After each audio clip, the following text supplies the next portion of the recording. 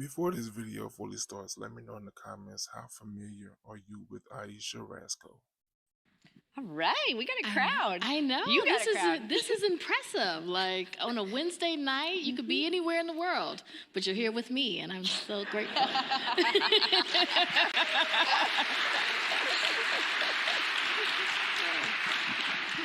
Well, Ayesha, I feel so lucky to be in conversation with you tonight. I have been listening to you and learning from you for years.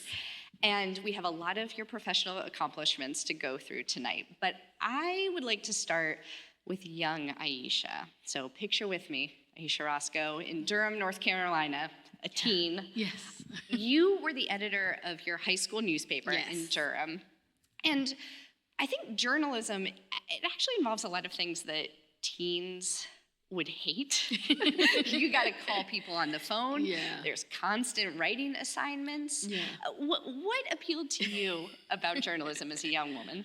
Well, I mean, I should point out that I was a total nerd. I didn't have a social life, so the newspaper was my social life. Okay, so it wasn't keeping me from doing fun things because I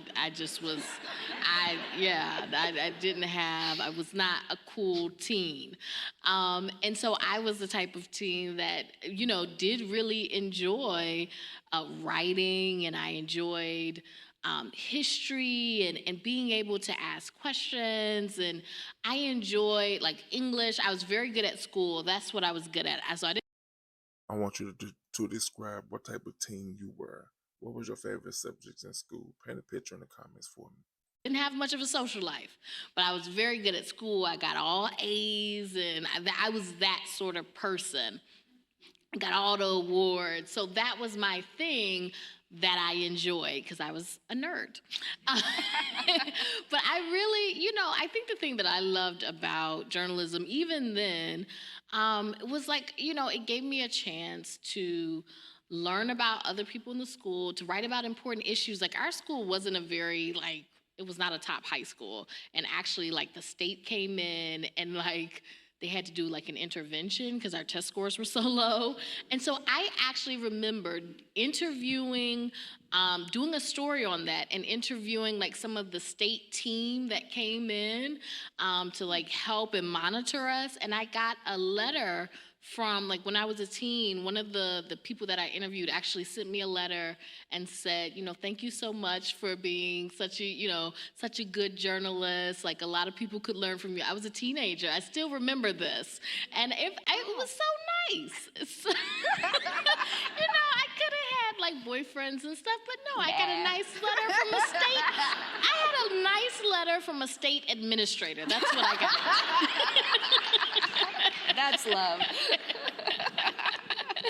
Well, you went on to college at Howard University in Washington, D.C. Yes. Shout out to Howard. HU. And while you were there, you worked at the student newspaper, the Hilltop. And for folks who don't know, this is the oldest Black collegiate newspaper in the country. Founded by Zora Neale Hurston. Yes. Mm-hmm. Yeah. I'm gonna be honest with you, I didn't know that, but now I do. And that's why I do these type of videos, to learn new things. So, a very prestigious paper. You were a writer there. You went on to be the campus editor and then the editor-in-chief. Yes.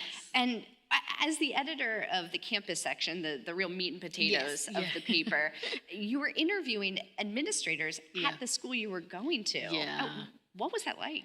It was, at that time, it was very nerve-wracking because Howard was a school, I love the school, and it has this legacy. But as a journalist, as you know, you have to press and ask hard questions, and we're not PR people, right? We're not there to just write puff pieces. So there were times where I had to do stories, and administrators didn't like the stories that we did. And there was a lot of conflict and pushback, and especially as a college student who is you're still getting your voice. We didn't always make the right decisions, I would say that.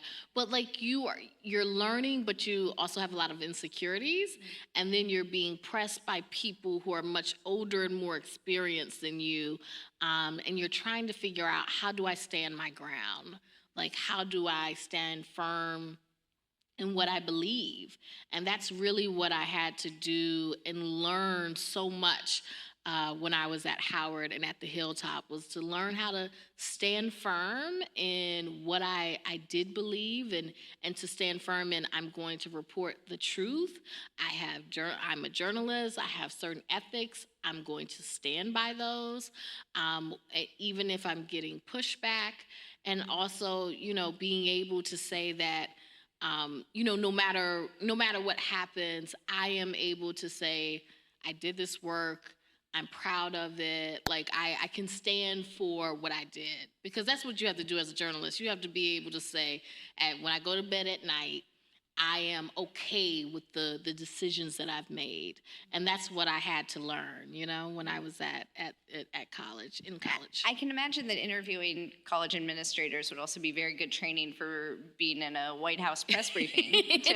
Yes, because you get a lot of, and going to a historically Black college like Howard, there is a legacy to uphold, and some of it would be like, why do you want to tear us down? You know the struggles that we have. Why do you want to paint us in a bad light?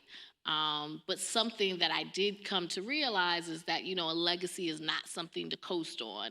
It's something to live up to. And so it doesn't, and if you love something, you will critique it because you want it to be the best that it can be. And love is not just, accepting whatever. It's pushing even institutions that you love to be the best that they can be. Mm. Yeah.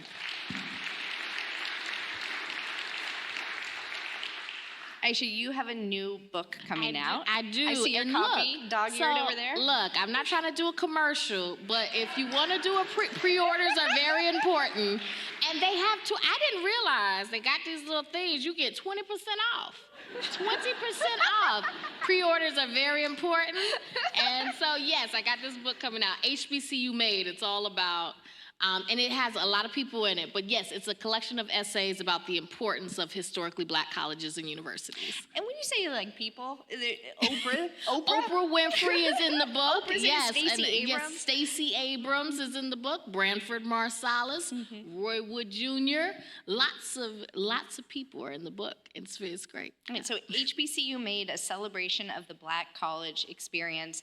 It's this book of personal essays by people who went to HBCUs, yourself included. Yes. You wrote the introduction and edited this book. And in it, I want to read one quote from it that I really loved. In your introduction, you write, "At Howard, I didn't have to worry about trying to break into spaces that Black people had been shut out of. That was a relief. It allowed me to focus on what those unburdened by racism generally focus on in college, figuring out who the heck I was." That must have felt so freeing. Yeah. I wonder if you could tell us more about what it felt like to be on campus there. Yeah, when I went to Howard, like, first of all, I'm from Durham, North Carolina, so DC was the big city. And I was really afraid, like, my family, they were like, we don't know, Ayesha's really quiet. Is she gonna be able to make it in the mean streets of DC? But I was determined to do it. I just felt like Howard was home to me. Like, there was just something about it.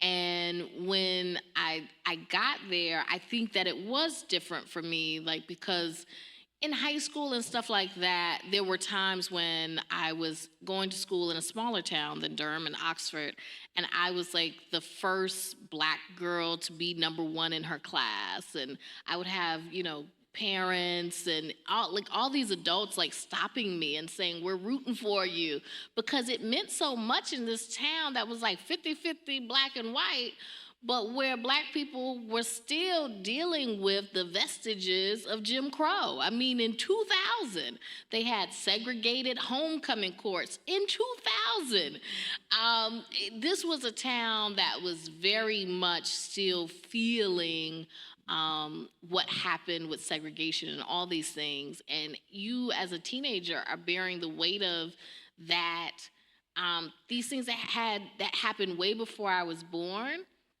and that I didn't cause, but I have to carry it. And then you feel that weight. And then you get to Howard and you see that there are all sorts of Black people who are excelling and doing amazing work, and they're all individuals. And this idea of being compared to the white people, or why are you here? Are you here just because you're Black or anything like that? That's not there. It's just you're here to do the work, and can you do the work? And it's an incredible feeling. And I think like that freedom that I saw over and over from other people in the book is like there's a freedom to just be and to figure out how you're gonna, how are you gonna live your life. So you said something that just stuck out to me, this idea that people might look at you and say, are you here just because you're Black? And that makes me think of the recent Supreme Court decision to gut affirmative action and essentially eliminate race as a factor in college admissions. And some are predicting that decision could lead to an influx of applications into HBCUs. Yeah. And I wonder, from your vantage point, having graduated from one, how did the news of that decision hit for you? Well, affirmative action, like the thing of it is like even, people in this book, a lot of the people in this book, even though they may have went to an HBCU, a lot of them went to graduate schools that were at predominantly white institutions. And they talk about the difference. Like some of the people in the book talk about going to a predominantly white institution and being accused of plagiarism and being accused of all these things because they felt like someone who looks like you, couldn't do this sort of work. And so I think that, but there is also the fact that HBCUs cannot educate every Black person in this country. Like they just do not have the resources or the space to do so. And so you have to have places in predominantly white institutions and, in HBCUs where Black people and people of color can feel seen, they can feel heard, they can feel respected. And they need to be given a shot. And you can look at affirmative action for some of these places as a way that people were given a shot. They were given a shot to be able to show what they can do and what they're able to do. I mean, you look at someone like me, when I went to Howard University, I did go on a full ride. I had, like I said, I was a nerd, so I did really well. I got an academic scholarship. But there were I ended up at Reuters not because I had the greatest internships. Like everyone else at Reuters at the time when I interned, and this was my first job, was at Reuters. They were all from Harvard or Columbia or some type of Ivy League. They had all interned at every major publication, whether it was Bloomberg, the New York Times, the Washington Post. I had not been able to do that, right? Like I had interned at the Winston-Salem Journal, and that was it. But I was in a class, Reuters had a business reporting class, a partnership with Howard. And in that class, the teacher, who was a reporter and trainer at Reuters, saw my work and said, "You do good work.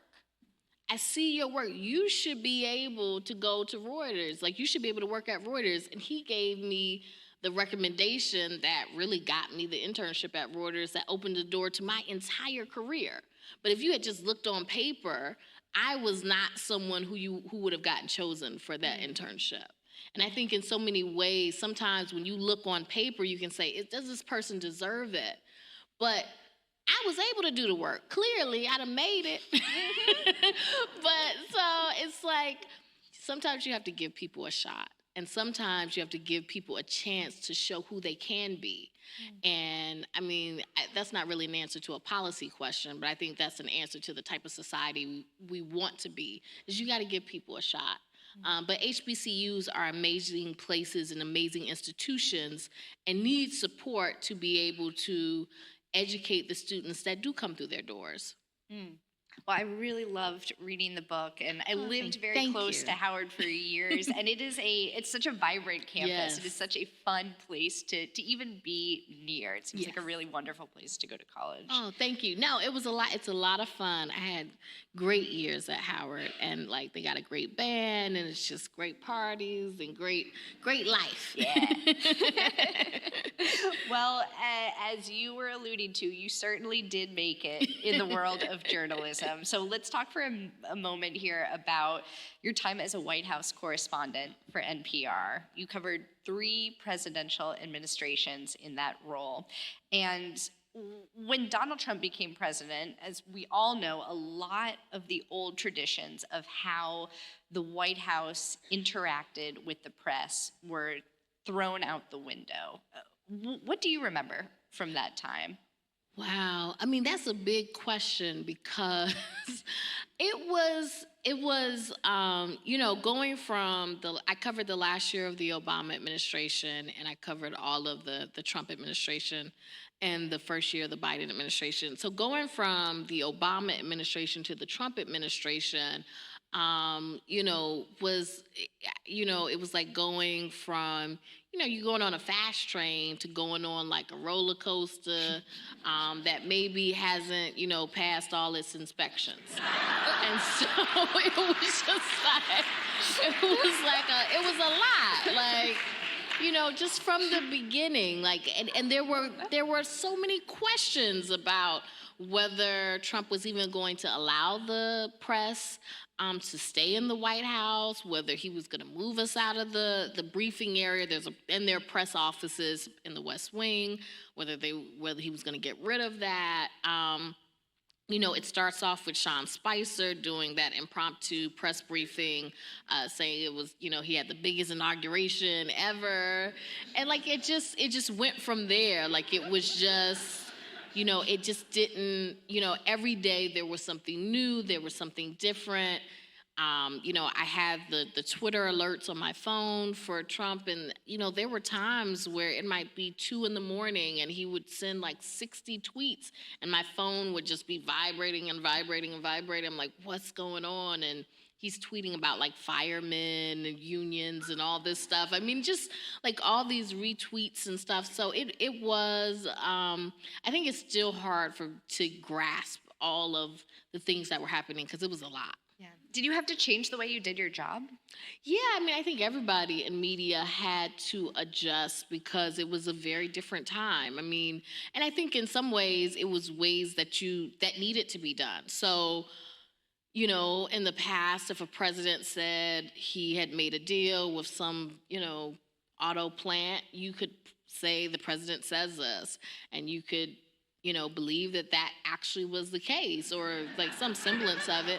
But like, when Trump was president, you really couldn't just repeat what he said because you didn't know whether it actually had happened, right? You'd have to say, the president says this but doesn't provide evidence. And I mean, I think there are a lot of cases for any president, Trump and otherwise, where you have to say that, or a lawmaker say they said this, but they said it without evidence. And so you had to, so it was just a change in the dynamic and really in the framework of the way that you approach these sorts of stories. Well, it was so wonderful to hear your voice reporting on these different administrations, providing that continuity throughout all of that change. And in particular, there's this one moment that stood out for me that was from February, I think, of last year, when you got in this back and forth with President Biden's press secretary at the time, Jen Psaki. Yeah. And it was over a raid that had occurred that had resulted in the death of an ISIS leader. Mm-hmm. And you were really pushing her for more information than what she was willing to give at the time. And being part of a briefing like that, I can imagine, involves a mix of preparedness and spontaneity. And I wonder if you could take us back, maybe tell us a little bit more about that moment and why you decided to press then. Yeah, so this was an ISIS who this was the one of the leaders of ISIS at that time had been, killed in a raid by the U.S. This is during the Biden administration, and really, like, this is an example. We were on Air Force One. I think people had asked a lot of questions at that point about the raid and how things went down, and really, my question was just simple, and it was just like, well, are you going to provide any evidence to back up what you're saying happened in this raid? Because I know, based on NPR reporting and reporting, from lots of other outlets, that there have been times when the U.S. has said something has happened on a raid, and what they say and what actually happened don't always line up. You can call it the fog of war, or you can call it any number of things. But there are times when the official story is questioned. And in this case, there were people that had died. I think his family had died, and they said that had nothing to do with the U.S., that he blew himself up. This happens. But it was just like, are you going to provide any evidence of this? And I really didn't expect that to be a tough question. I thought it was just like, yeah, we will, or whatever we can provide that's not classified, we will. But instead, she got very defensive and was just like, are you going to believe us or ISIS? And I, was like, well, look, it's a fact that the U.S. has not always been forthright about these issues. And that is a fact. Daniel Estrin at NPR did a years-long investigation that, discovered that, in the killing of another ISIS leader, that there had been civilians who were killed, one of them who lost his arm and, is now severely disabled and, didn't seem to have anything to do with what was going on just seemed to be going on a road near where this raid was happening. And they just, the U.S. killed them and severely injured someone. And said they were combatants, but provided no evidence that they were combatants. And now, based on NPR's reporting, there is reason to believe that these were not combatants. These were people. Let me know in the comments, is this the type of journalism you prefer, or do you prefer the opposite? What's going on right now? Who were just, killed and injured. And so based on that, I'm like, no, you should provide evidence. And I think in general, like, if you have evidence to back up what you're saying, it only makes everything stronger for the U.S., for our allies, for whoever we work with, for the public to know that they can trust what the government is telling them. And like, it's not asking too much. It's just asking you to, to provide evidence so people can trust you. Well, hearing you talk about this story and the humans at the center, the human toll of war, and brings me back to this moment that we're living through right now, and the enormous human tragedy that is going on in Israel and Palestine. And I don't want to get into the politics of that situation, but I do very much want to hear what it has been like for you and your team to be reporting on this day in and day out. I mean, just reading the news is incredibly heart-wrenching right now. What is it like to be part of it in a way? I mean, I think that, and I have to say, like, for NPR, I think we have a bunch of reporters who are really doing the absolute best that they can do to report on this issue, which is extremely difficult. And so I would say that, like, what I have done as a host hasn't, you can't really compare to, like, Layla Fadel and others who are on the ground, and really Daniel Estrin, who are on the ground and talking to people and really, like, putting themselves in harm's way and really trying to get these stories of what's happening from Israelis, from Palestinians. I think that with any of these moments, what I try to do is just to be an authentic witness to what is happening. And what my mindset, my prayer is that I will honor everyone who I am speaking about and give them the dignity and the dignity and honor that they deserve, like, with my reporting. And so I want to talk about people like I would talk about my loved ones, or would want my loved ones to be spoken about if I lost them tragically.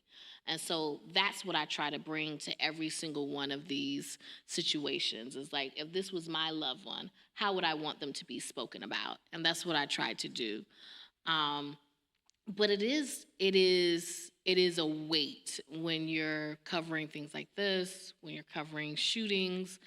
It is a weight, it is heavy, and it's like there's no way to compare to what people are actually going through. So all that I can do, and to sit here and complain or to say, well, it's really hard, it's like, well, I'm reading the news, but I'm not living it. But I do think it's like what I can do is just try to honor the weight of it, to carry the weight of it, and to just try to convey it in the best way that I can. And that's what I try to do. Yeah. I saw you tweet a week ago about what was coming up on the show the coming Sunday. There were a lot of stories coming out of Gaza at the time, and Twitter or X or whatever it is right now is usually a cesspool of hate. But I saw this one response to your tweet as I was combing through, see what you all were working on, and it was somebody. I just want to read it. It was a guy who said, I hope you guys have counseling at work. I would imagine that learning all of this and talking about it every day could be harmful to your mental health. Thinking of you. I thought that was so sweet, for one, and just evidence of the community that public radio creates. But I do wonder, like, how have you and your team? I don't know. I imagine it brings you very close together when you're reporting on things like this. I mean, it does, and NPR does offer resources for journalists if we need to talk to someone. So we do have those resources. I think that tweet speaks to the kindness of NPR listeners and the way that they really care for and feel connected to us. So I always appreciate that. I think as a team, what I've always tried to tell everyone who I work with is, like, just because we're reporters doesn't mean we're robots. And we are humans and we have feelings. And sometimes you may feel like crying. And if you need to cry, then cry. And if you need to feel something, then feel something. I don't feel like as reporters we have to put ourselves on a shelf and put our humanity on a shelf. We are human beings. I don't try to tell anyone what to think or how to live, but if something is sad, let it be sad. I am not a robot. I will feel it. And then also take time to protect yourself, to protect your well-being, because if it is hard, and there are days when it's hard, then get help. Go to, talk to somebody. If you need to do that, do that. Because it is a weight that we carry. Like, when you're constantly dealing in things that are so negative and so dark. And so don't try to act like you are so strong and you could just take everything. No, you are a human being and you are dealing with some very dark stuff. And so take care of yourself. So that's what I tell, I've cried sometimes when I've talking about stories. I definitely have broken down. Do not lose your humanity. I feel like our humanity is what makes our reporting that much better. I think that's what makes it impactful. Do not lose who you are to talk about things like it doesn't matter. All of this stuff matters. And so bring your whole self with it. And that includes your emotions and your pain and your sadness. And so that's what I always say. But always take care of yourself. Take care of your mental health. Amen. Whew. It's like Ayesha Rascoe therapy. No, I feel like I need to hear that. You gotta do it. So, Ayesha, as radio journalists, in many ways, our voices are our currency. It's one of the magical things about public radio. Part of the goal is to speak into the microphone in a way that makes the listener feel like you are talking just to them. You are at their kitchen table. You are their trust.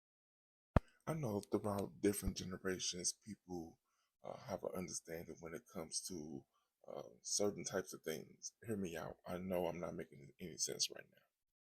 Meaning, in the past, most people listen to the radio, and then it evolved to TV, and now social media is a big thing.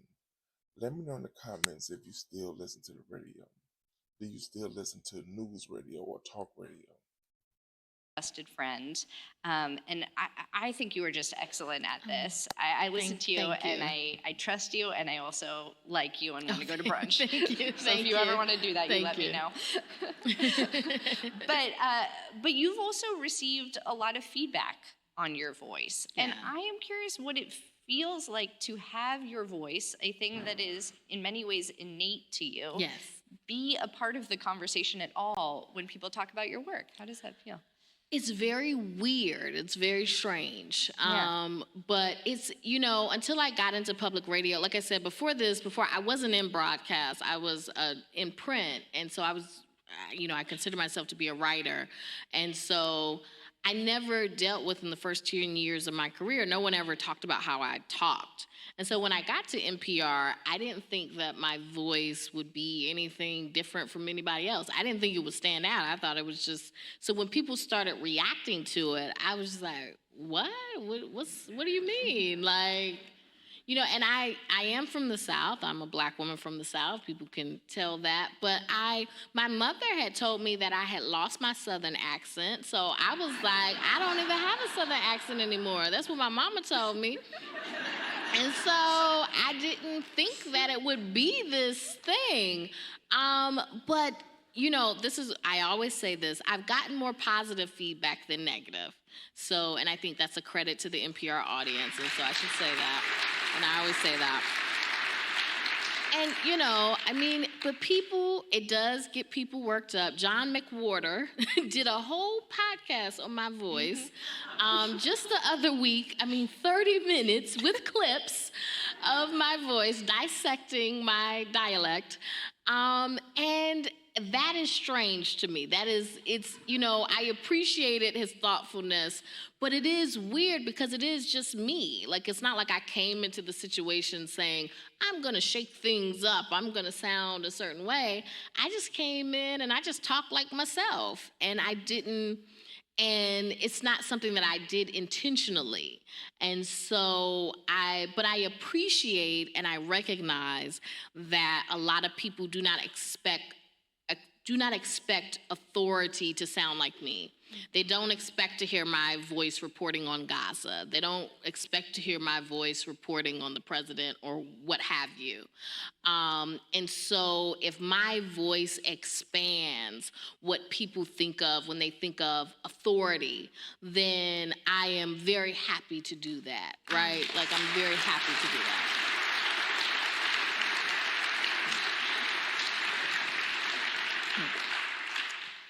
If I remember correctly, in your introduction to HBCU Made, you talk a bit about your voice, yes. but in a different way. Yeah. About adding some, some bass to your voice. Yeah, and it's funny because Honoré Fanone Jeffers says the same thing. You got to put some bass in your voice. Basically, but what they were saying was, I was very timid. Can't talk today. I was very timid. But I was being in this leadership position as editor-in-chief, and one of the reporters who actually went on to be very successful and like head of BuzzFeed and head of LA Times, Shani Hilton, she told me, but she was just a senior when I was a junior at Howard, what she said to me, she was like, you should put a little bass in your voice. And what she meant was just like stand in who you are and like use some authority. Like, you know what you're talking about, and don't be so scared and shy when you're talking to people and trying to lead them. Like, just stand in your authority. So put a little bass in your voice. And, at the time I was like, I don't know. And my our advisor, Professor Lamb, who's also a great journalist, she said, I agree. I think you could put a little more bass in your voice. Like, basically, like, have more confidence. And it wasn't something that I really took then, but I talk about in the book about how that was something that I had to come into, this idea of like standing in who I am and knowing my worth and knowing that I have something that is worth hearing. And that what I have to say is worth hearing, or as much as anybody else, And so it took time for that to happen. But I say in the book that I hope now everyone can hear me, and I think they do. Mm-hmm. Yeah. Yeah. Yeah. So I love and admire the confidence, but I also want to know when the last time was that you got super nervous ahead of an I get interview, nervous like all the time. sweaty, No. just freaking out. So I want to be very clear. I get nervous all the time. So when you hear me say I stand in myself, also understand myself is scared 99% of the time. I'm very afraid. I am very anxious, and I have lots of insecurities. I get scared. I get nervous coming up here. I get nervous, whenever I'm interviewing someone who I really admire. I interviewed Roxanne Gay last week. I was nervous about that. I'm like, oh, am I going to sound crazy? Like, how is this going to go? Like, when I interview some big celebrity, I interviewed Idris Elba. I was very nervous about that. In person? Like, no, on Zoom. I wish it were in person. Oh, my goodness. But it was on Zoom. But yeah, so I was very nervous about that.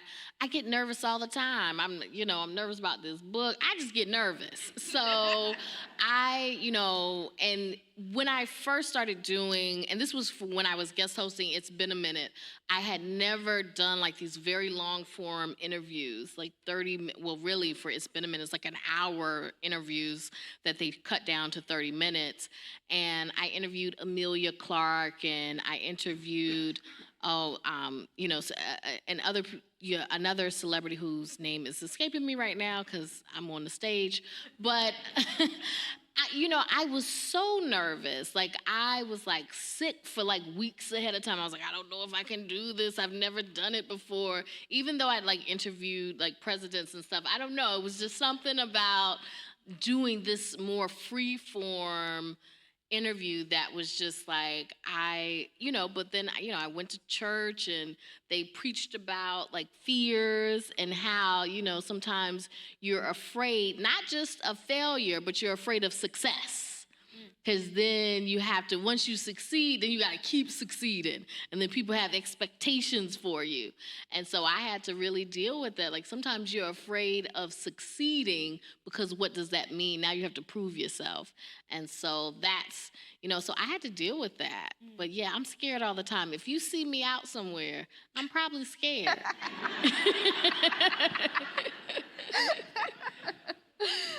Yes.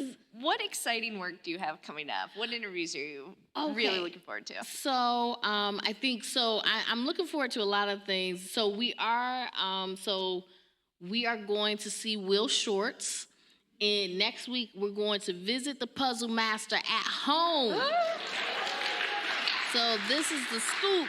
And so I'm looking forward to talking to the Puzzle Master at his table tennis club and at home. I think it will be an amazing thing. I think it will be some light in a time when everything is really, really dark. We are hoping to do some more. I had a Civil Rights Generation series where we talk to those known and lesser known people from the Civil Rights Generation. We still want to do more on that. We got to figure out where that's going to go.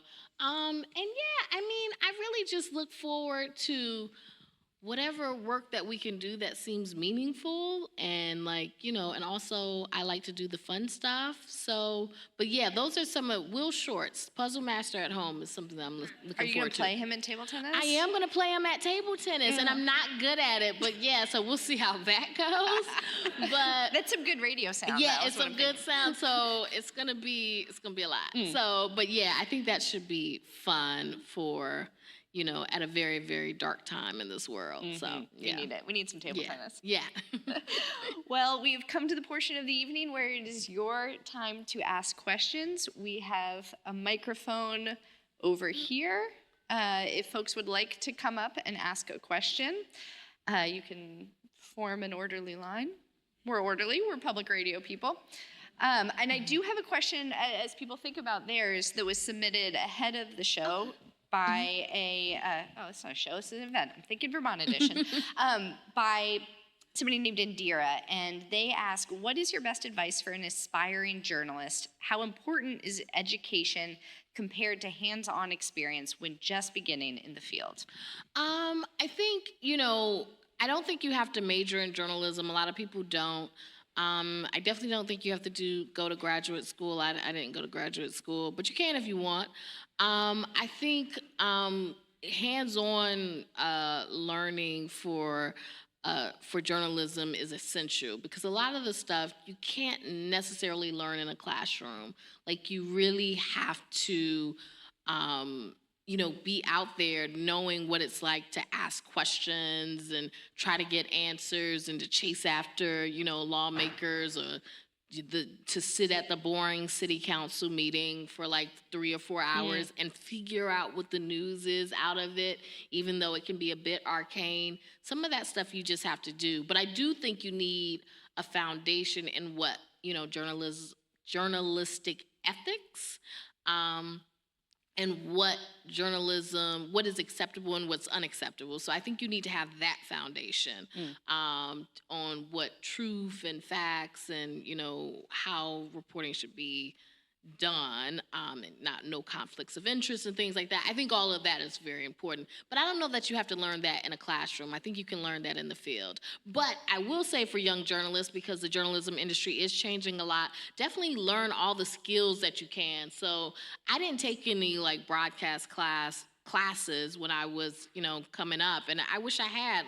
Learn how to do broadcasts, learn how to talk, even if you're doing print, learn how to write, because these days everyone has to do everything. Learn how to produce, learn how to cut tape, learn how to, make a podcast, learn how to do all the stuff. And if some new stuff come up, try that. Because journalism is an industry that is changing very rapidly. And so get all the skills that you can.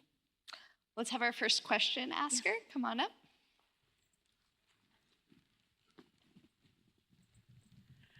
Hello, my name is Shai, and it's not really a question, but I know you can probably not hear it, but I'm vaguely Southern. I'm from Louisiana.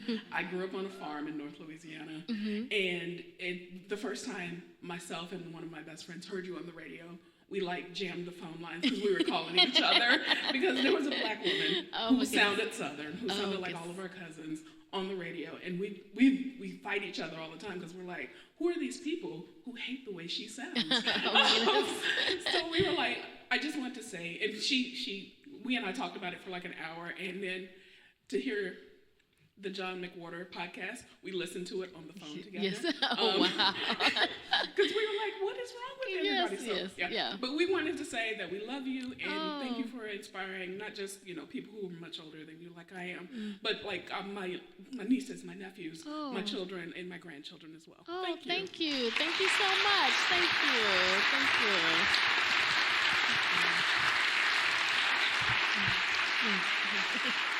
First of all, it is a thrill to be here with you. You're part of our family. We hear you every week. It's just wonderful. Listen, this is more of a suggestion. My native language is French. I grew up in Montreal listening to the BBC in the 1960s and 70s. And I also learned to imitate accents, so let me try. Okay. One of the issues with the BBC in the 1960s and 70s, and this had gone back quite a long time, was that they used what was called received pronunciation. Now, received pronunciation was the only way that people on the BBC were allowed to speak. Well, of course, that didn't go over very well with the working class people. You use a lot of diphthongs and glottal stops. I think you are helping to break that damned barrier. So my comment to you, ma'am, is we love you.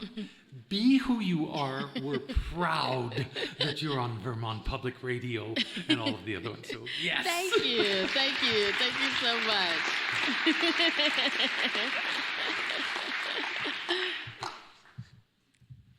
Well, this is a hard act to follow. Can you do accents? Yes, yeah. I can, but I'm here for a question. Yeah. Ayesha, I'm John, and hi. Tell us your most embarrassing moment at NPR at or NPR, anywhere. yeah. if you'd Oh like to. yeah, I talked about this earlier. I was in London, and it was like not my first overseas trip for NPR. It might have been my first overseas trip for NPR. And but I was still pretty new. I think it was like in my first year.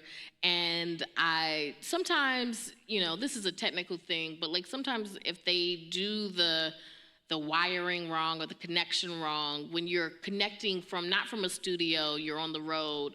And I was in London when this happened. You can get like a really bad feedback. So basically you'll be talking like this, and then you'll hear yourself like less than a second later screaming back in your ear. And so I had never done radio or broadcast before like that. And so I never had a technical issue on air. And so I'm on air, and I'm doing like morning edition, and it's live, and everything had seemed fine. But then as soon as I said hello, I hear myself back, and then after the first question, I really start hearing myself screaming back at myself, and I'm trying to power through it. I don't recommend that. You can't really power through it if you're like hearing screaming in your ears and like as you're talking. And so I couldn't power through it, so I was sounding crazy. I couldn't answer the questions. And then I was like, oh my goodness, I don't know what to do. Let me just be quiet and maybe they'll think the line dropped. And so so eventually they were like, okay, I think she's having some issues, and they like stopped and we had to retake it. But I felt horrible. I was so embarrassed. All these people on Twitter were like, are you okay? What's going on? Are you, are you, like they thought I like had a stroke or something. Like it was really bad. And I just was so, I was so embarrassed. I'm like, oh my gosh, I sounded crazy. And so I had to learn, I talked to different people like Michelle Martin and others, and they're like, look, if something like that happens, you have to say it because no one knows, because they can't see you. They don't know what's happening. You have to say like, I'm getting feedback. And so that's a simple lesson. But yeah, I felt horrible in the moment. Like I was so sad. There were tears. I was sad. Yes. Hi. Yes. Nice to see you again. Nice to see you. Welcome back to Vermont. Yes. My question is, as you know, I'm a parent of a Black child Yes. living in a very predominantly white space. Yeah. What is your advice for parents like me to instill in our children the value of a HBCU and what it means? Yeah. You know what? I think that, because I do think that sometimes, like, if a parent is pushing it, they may be like, because when they get to be teenagers, they don't want to hear it. I got a 10-year-old who acts like he don't want to hear it. But I think that part of it is, like, I would say take them to homecomings, because, like, that's, like, if you really want to see the difference in the HBCU, the homecoming is a whole nother thing. I think that's where, and people in this book talk about, they didn't know they wanted to go, but then they went to a homecoming and they saw the step shows and they saw the bands and they saw the food. Like, you get this feeling of all these generations coming together. You see the love, you see the sororities and the fraternities. It's just amazing. Like, it's hard to describe. You really have to live it. But I say take them to homecoming, because there's no party like a homecoming party, and Howard got the best homecomings. That's all I gotta say. And there's celebrities there. I mean, we would have for Yard Fest. I mean, we had like the biggest people at the time. Now this is at the time. This is like in the early 2000s. So like Nelly was huge. We had Nelly. We had Kanye West, but this was before all of that. Before all of that, he was just starting out then. And P. Diddy went to Howard for a minute. Diddy went there. Diddy would always have a big party. So I say take them to homecomings. That's what I recommend. Hello, Ayesha, I'm Liz, and I'm curious, I have a two-part question. I'm curious in your perspective on artificial intelligence in relation to journalism and broadcasting. And then secondly, I don't know a lot about journalism. I'm an avid listener, but do you design the program, and how did you choose the puzzle? It's a lot of fun, and I'm just interested in how that came to be part of your weekend edition. Well, I will start first. So I did not choose the puzzle. That was chosen, the puzzle like came down from on high. But no, it really started at the beginning of weekend edition. They wanted to do something, the hosts wanted to have something different and unique. And so they came up with the puzzle. So the puzzle has been there for, like 30 years. Like it's been there a very, very long time. It's not going anywhere. Everybody loves the puzzle.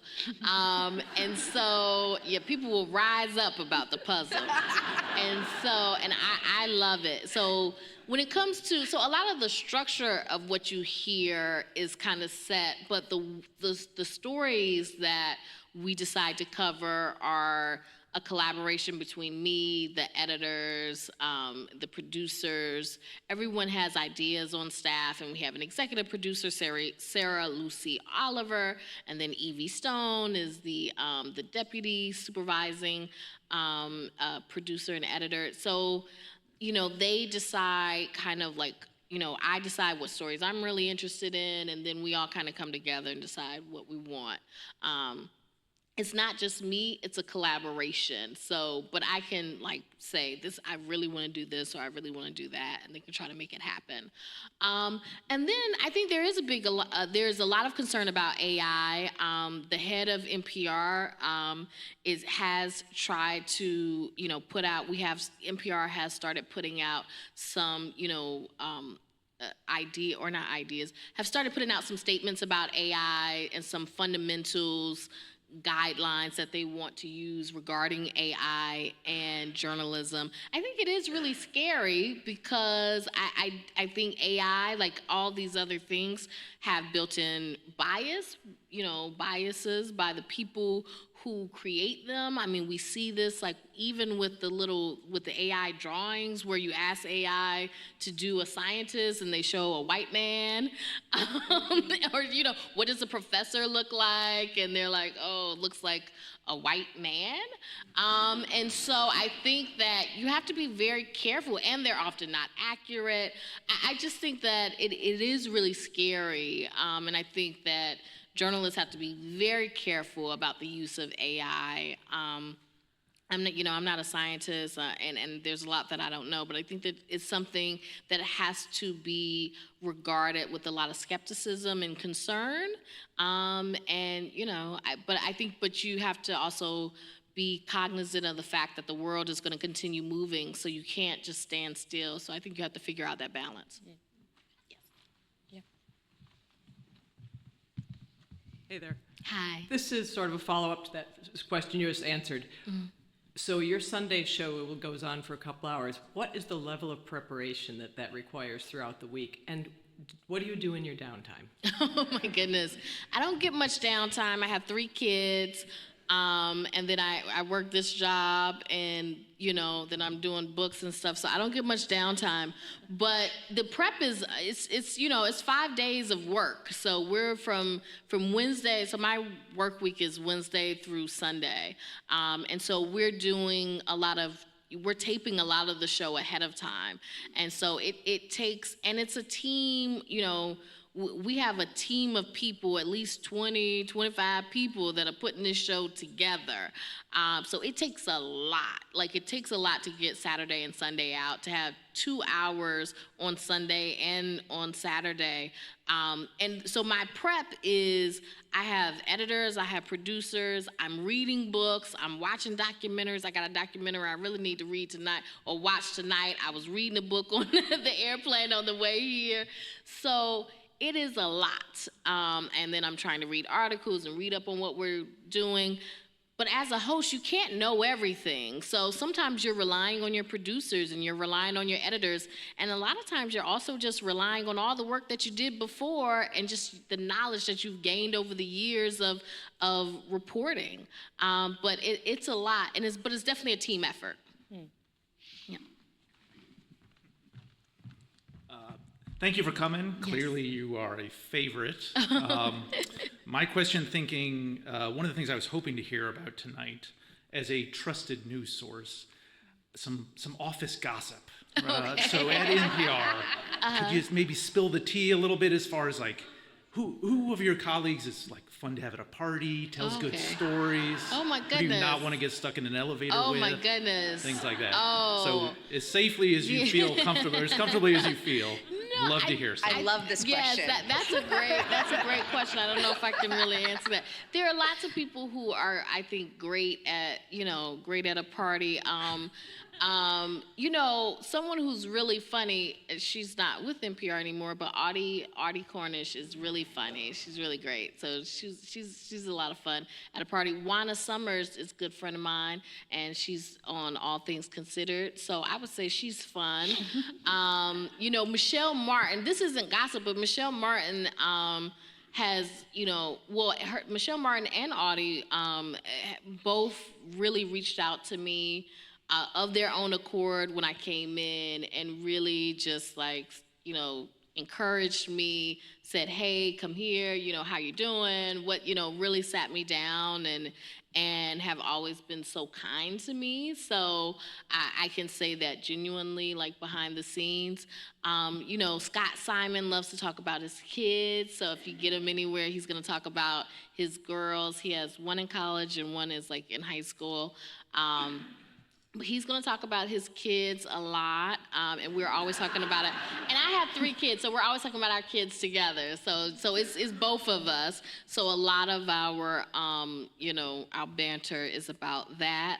I'm trying to think who else. I think everybody has their own little. Scott Horsley is great. He can be really funny. He has I think people wouldn't think Scott Horsley would have like the sense of humor that he has, but he does. Yeah, he has a great sense of humor.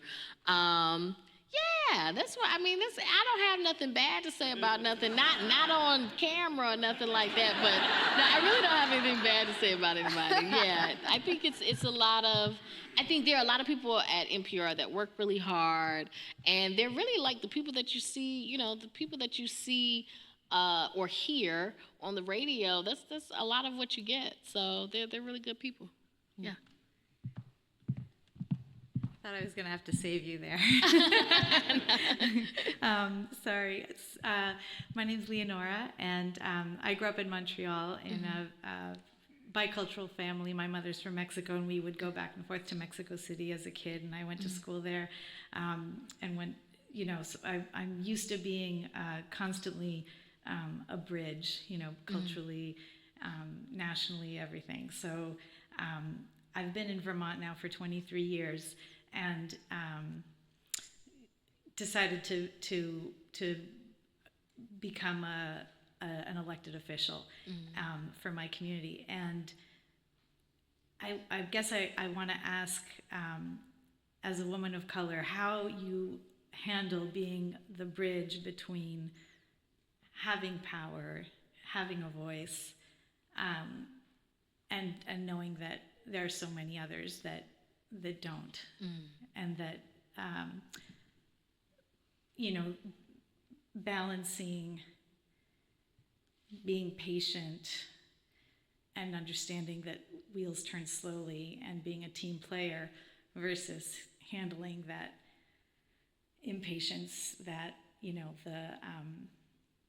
knowing how much people are hurting when you bring up a topic that no one in the room will relate to, and they might be like, well, we just don't want to cover that. Yeah. Have you had moments like that, and how do you deal with that? Well, I think that I do always try to keep in mind that there's so many people who are not in the position that I am. So I'm blessed to be in a position where I can have a voice and I can, make myself heard. I always try to be cognizant that I don't speak for everyone, like even people that look like me or whatever, that I always, I can only speak from my experience. But I do think it's important, even in those moments where it feels like, should I say this? Like, I always try to remember, like, especially being in the White House press pool, there were times where I would be the only one who would ask about Black unemployment and say, okay, yeah, you're saying Black unemployment is the best it's ever been, but it's still double white unemployment. And I would have to ask that question. And sometimes I would think, do I want to be the one to ask that question? Why don't, I got to ask the Black question. But then I'm like, well, if I don't ask it, it's not going to get asked. And so I really had to say, look, if I'm going to be in this space, let me at least, do something that could be worthwhile, and let me at least be a voice that they may not hear. And so even though it can feel like this added burden, like, why do I have to be the one to ask about this? Because Black people are people and they're Americans like everybody else, and this wouldn't be acceptable for, for the white population to have unemployment this high. But I felt like I would lean towards asking the question, because it's better to have the question asked than to not have it asked at all, even if it felt unfair that I had to be the one.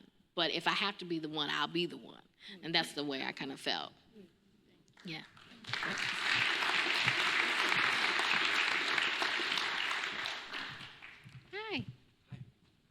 Hi. One question that I had you sort of touched on this earlier, where reporters like you might be expecting a certain development to happen in a story or one certain thing to happen as you've been covering it for a while, and then like something completely different, like the opposite of that thing happens, and you have to like deal with that change in the story very quickly. How do reporters deal with that, with journalists deal with stuff like that? I'm expecting something like that to happen quickly. When stuff like that happens, you hear a lot of foul language from people. You hear a lot of like stressful, people get very stressed out. But that's a very good question. As a journalist, I will say it humbles you because you think you know, but you have no idea. And sometimes things will surprise you. And so I think that's part of being a journalist, is being able to adjust and to say, okay, throw that out. We're doing something totally different. Let me try to think on my feet. Okay, what would I ask in this situation now? This is not what I expected, but this is what we got. And so what do people need to know now? And sometimes it's just basic, like who, what, when, where, and why. Just like, okay, so what's going on? Who is it going to impact? How did this happen? And just start trying to get those answers. And like, it sounds like really basic, but it's really like, it's really what we do. Like, even in complicated situations, you really just start off by going like, okay, so tell me what happened. Okay, so what might be the impact of this? Like, that's kind of what you start doing. But yeah, it's very stressful, and I think, like I said, it's humbling, because if you try to make some predictions and you see, we were wrong about that. Like, so I think you learn very quickly to kind of get out of the prediction business, because you don't know what's going to happen. So, yes. Hi, I'm Scarlett. I'm a high schooler in Vermont, and I'm wondering what's one of the most impactful interviews you've had and why? So for my civil rights generation, for that series, like those interviews that I did are some of the most, the ones that I think will always stay with me. Joanne Bland was one of the youngest people that marched on Bloody Sunday in Selma on the bridge, and her going down to Selma and having her talk about what she went through will always stay with me. She talked about, I think then she was around 12 when she was on that bridge. She was not personally beaten, but they chased them off the bridge. And she remembers running with her sister, basically running for their lives. And they ran past their home and they ran to a church. And she thought that the men would not come into the church, but they did, and they beat people in the church. And I did not realize that. I did not realize that the beating did not stay on that bridge, that they actually did go, chase them throughout the town, including going into a church and throwing people into the baptismal pool and breaking arms and doing all these things. It was shocking. And she talked about how they, at other marches, they would be chased throughout, they would chase them and run them all day. I mean, it was just, I mean, it is so, and Joanne is now just in her 60s. And so to talk to her and to hear her story, it will always stay with me. And, you know, I talked to the cousin of Emmett Till, Reverend Wheeler Parker. He's the last living witness of the kidnapping. I have an interview by Mamie Till. I'm gonna make sure I connect to this video. Of Emmett Till and how the white men came in that night and he thought he was going to die. He was just a child himself and he thought he was dead and he thought, you know, he was just like, I'm gonna die. And so those stories will always stay with me. I also got to tell the story of my mother and my uncle and them going through what they went through in Oxford, North Carolina in 1970 and you know, marches and segregation and all of that. So those stories will always stay with me. So that's some of the work that I've done that I'm really proud of.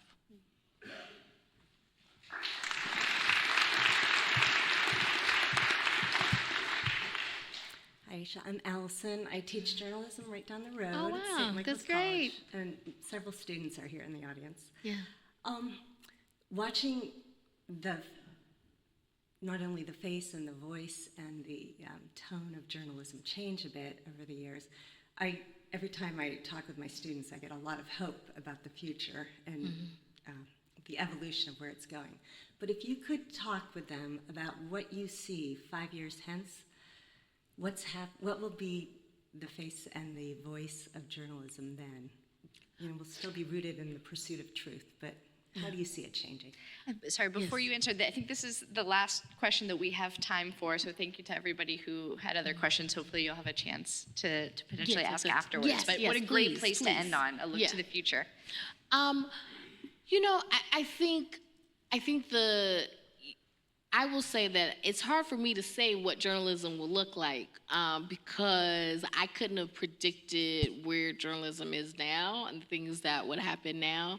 I think that what you are seeing is, you know, I'm hoping that younger people will come up and that they will have their own ideas and that they will put their own stamp on journalism and push it to be more representative of the world around us, to push back on some of the predominant ideas that are often go unquestioned and unchecked, and that that journalism will be, you know, a way of really reaching out to people who feel so disaffected right now.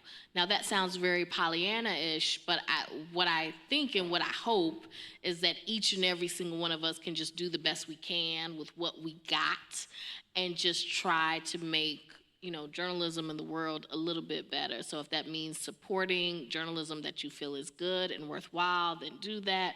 If you are a journalist, just being the best journalist you can be, whether you're like on a stage like I am, or you're just kind of in the trenches, just doing work that maybe doesn't get that attention, because that's what I realize now, is that for many, many years, I was not on anyone's stage. I wasn't doing anything like this. No one would come in to see me, but I was doing the work. And that work that I did laid the foundation for what I do now. So it is important to just do the work to the best of your ability, and it will pay off in ways that you couldn't imagine. So that's the only thing that I can hope for journalism. So I hope it gets better. I hope it gets more representative. That's what my hope is. Ayesha Rascoe. Thank you so much. And buy the book. You can pre-order, get your thing. Oh, thank you so much. Thank you. Oh my goodness, thank you so much. There was a question that was asked, and that from that question, I want you to answer it as well. The guy stood up in the audience and asked her, from the people that she works with, who are the ones that are the life of the party? Who are the ones that have a great sense of humor? And who are the ones that you wouldn't want to be trapped in the elevator with? Now, I don't know the people that you surround yourself with, But paint me a picture in the comments. Tell me the people that's in your life that um, the ones that have a great sense of humor, the people that you love to be around. You know, there's so much hate in this world, and I want to read some stories that's built on love and happiness and surrounding yourself with people that you build a great bond with. And if you're brave enough, you can also answer the question about the people that you would not want to be trapped in the elevator with. I'm pretty sure it's gonna be some funny ones that people list, but I'm here for it. Let's have that discussion. Be sure to like, share, watch more videos, and subscribe to the channel. But also, make sure you hit that post notification bell so you will be notified the next time I drop a video.